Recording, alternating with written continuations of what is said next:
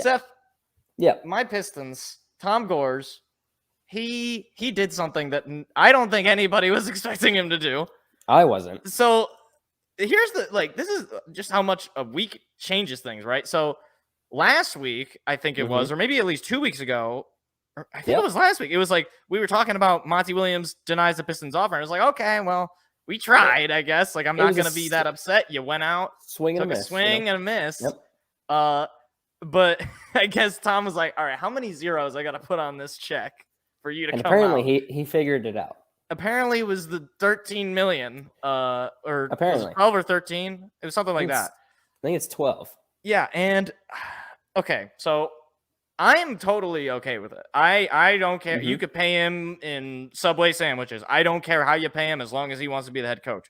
Sure. I heard some people on the interwebs and on just other talk shows and stuff that were like, well, you know, look at the Pistons. They're overpaying this guy. They gotta spend. And I'm like, well, I'm sorry. I must have missed the part where the collective bargaining agreement put coach salaries under the salary cap. I don't care how much you pay him. Pay him $100 billion for all it. Pay him in the national debt. What difference does it make? Am I wrong?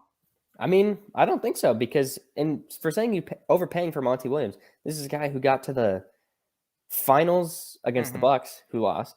Yeah, but 2 games away. 2 games away. It wasn't like he got swept. Yeah, and he was it maybe the year? No, he was there for 2 years, or 2 years it took him to get to the NBA Finals. Okay, yeah. The first year he was there, I think they won something like 35 games or something like that. Yeah, but even still, like, that's what I'm looking for this year. That's what we should be projected to be, which is like the absolute baseline that he has, right, with the Suns. Right. So I think it was a good move, even though people want to say overpay, whatever. He is a guy who got the Suns. I remember in the bubble too, people were talking about him when the Suns went 8-0 in the bubble. Yeah. But like even after the finals against the Bucks in 21, in 22, he was right. I mean, they played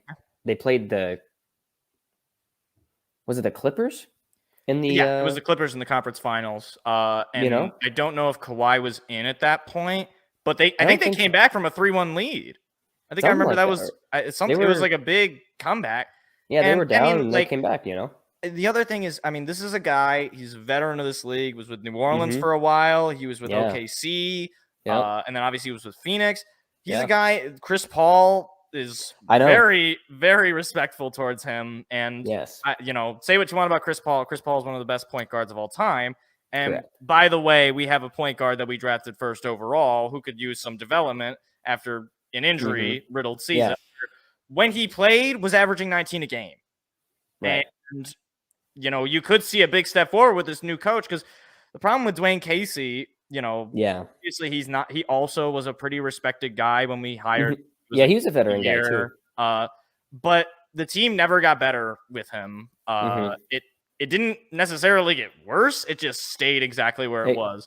Yeah, it was like a stagnant thing. Yeah, and I mean, with Monty Williams, it's like, I just look at it, it's like he's worked with Anthony Davis, he's worked with, Chris Paul, as aforementioned, he's worked with Devin Booker, he's worked with all these guys, and none of the guys that he's worked with got worse, right? They all got better. If your resume is like you made Devin Booker into an all-star, essentially. I mean, we'll see how he play. I mean, I think at this point, once a player is developed in the NBA, they're pretty much set, unless you have like a completely negligent coach.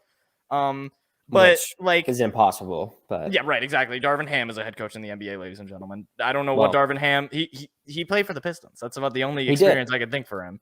He did. I didn't mean to insult him. I'm sorry, Darvin. I didn't mean to. He was an assistant coach on the Bucks as well. He was? I didn't know that. Yeah, the year that they won in 21, he was. I wonder what happened to the Bucks the year they played the Pistons in 04. Does anybody remember? Can anybody pull that up? Maybe pull up what the. I don't know if the Bucks won a game that year. I don't know if they did. That's too bad. Oh. That was probably revenge for you guys in a few years. Well, fast forward 14 years, and exactly. Well, we had that coming. We already did a segment about the Pistons' last playoff win. We don't want to do it again.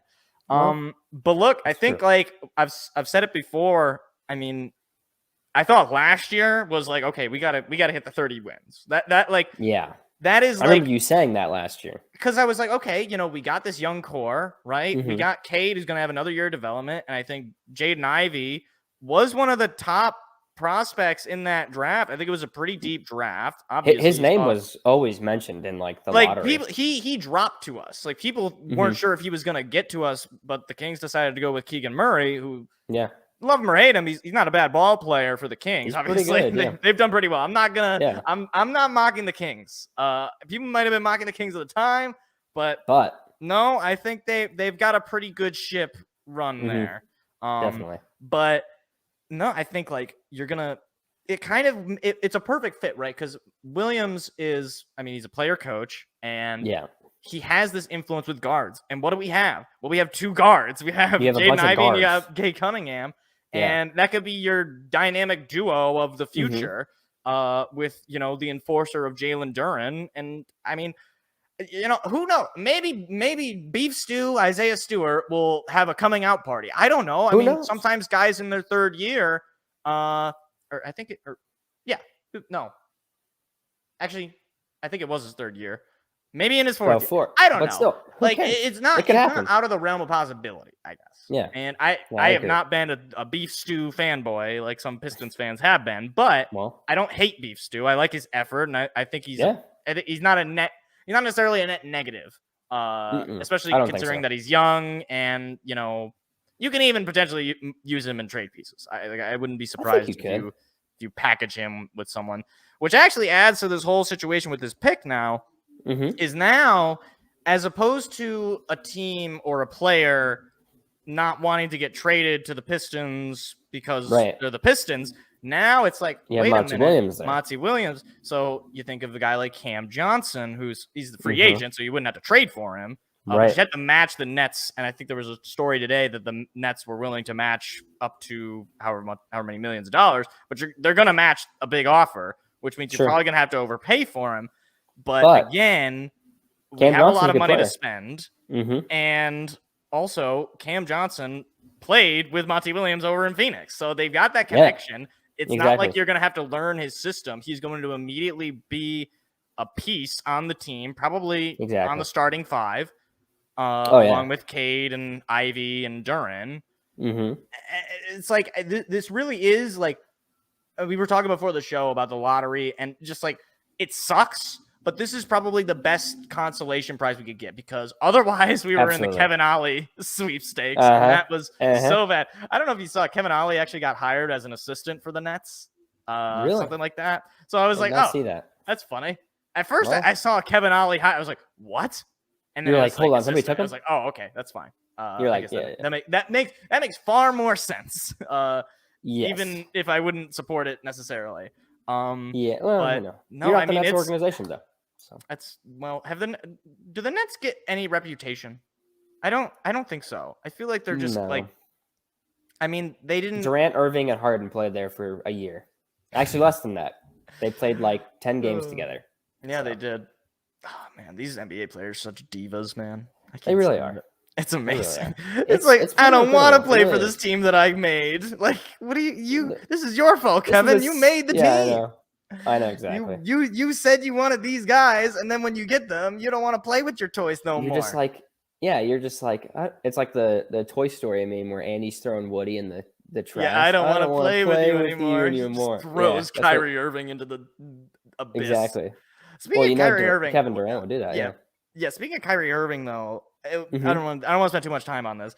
But did you see this story about the Mavericks trying to trade for LeBron? I was texting my brother. I was like, yeah, they could probably do it. Maybe throw in a couple of first rounders, maybe a future first, maybe add Kyrie and Luka, and then you could have Kyrie, Luka, and LeBron on the Mavericks. Yeah. Hey, wait a minute. Why aren't Kyrie? I see. And it's like, I don't know what, I get it. Trade deadline, stupid trades happen. This happens across all leagues. What the hell could they have been thinking they were going to package? It's not like they have a whole bunch of draft capital. No. It literally would take trading your best player to get LeBron. And who is your best player is not better than LeBron. Trade your bench and your best player, and then maybe we'll talk. But exactly, it's just not going to happen. I don't know. I thought that was ridiculous. I think that's just Kyrie Irving being Kyrie Irving, saying like, he's trying to get LeBron. This is a business. This is a team. You can't just be like, oh, I want to play with him. It's like, yeah, I want LeBron James on my team too. But what am I going to do? Love LeBron to come to Milwaukee. One-way bogey to the Lakers, and we'll get LeBron. Yeah, great idea. Let me call up Darvin Ham. You can do us a favor. Come on, you got a ring with us. Why don't you help us out? Hey, let's do us a little favor, under the table. Come on.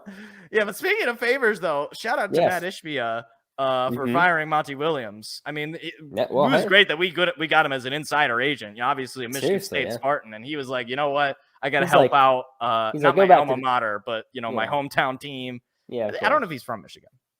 I know he went to Michigan State. I don't know. He might not be from Michigan. Well, regardless, he's helping us out, and that's all it was. If Matt Ishbia could do nothing else, and I would still love him as an owner.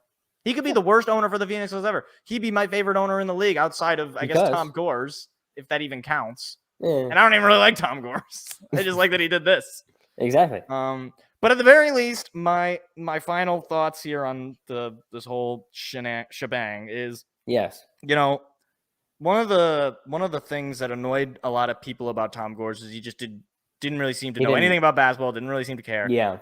And this sort of showed that he was like kind of tired of it, and I respect it. Like sometimes, Gores is a relatively new owner, and sometimes it does take a little bit of time for owners to really get acclimated. Kind of growing pains and stuff. Yeah, it's not like the NFL, right? Where like in the NFL, it's pretty much immediate because you're only playing, it was 16, but now 17 games, and people like immediately know the kind of person you are, and there's a salary cap, and so it's like you're just spending as much as you can because it doesn't make any sense not to. But in like the NBA and the MLB and the NHL, I guess the NHL is salary cap too, but it's the same. It's similar to the NHL. It's like you have cheap owners. I guess you have cheap owners regardless, but it's like with basketball, it's like whatever. People will come out to the game. Hey, Detroit Pistons fans, come on out to I don't know, Ben Wallace Afro Day or whatever nonsense they're promoting. Something you guys remember when we were good? Come out and let's relive the nostalgia. Some kids don't remember when we were good, and that's scary. That's scary for me, Seth. You don't. I don't. Jalen Duren doesn't, and he's on the team. I know. Cade might remember. He's like 21, I think. Is he 22? Something like that. He's in he's early 20s. I think he's 21. He is 21. He's 21. He was born in 2001. He was very young. But he wouldn't remember. We made the playoffs in 2008. He wouldn't remember that. And he's from Detroit. Or, no, he's not from Detroit. He's from Texas. I think he has some, I don't know. He has some connection, maybe. Whatever. I could be making it up. He probably I don't know. Me and Jalen Duren do not remember because Jalen Duren. Because Jalen Duren is like 19. Yep. Which is absurd. Yep. But, so Monty Williams is a Detroit Piston. Very happy about that.